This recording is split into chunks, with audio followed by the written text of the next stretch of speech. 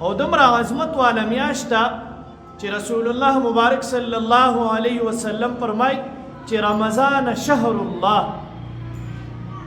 رمضان دا د الله تعالی میاشت ده.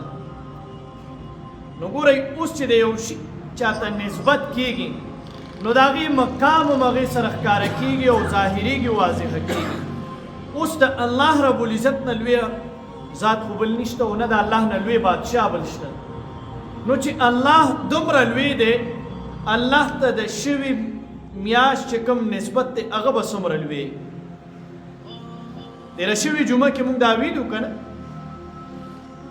چې علما فرمای چې د رمضان المبارک مخې ته دا باقي 11 میاشتې داسې دي لکه د سمندر مخې ته چې یوه قطره ونیسي. دا هغه برکتي میاشت ده.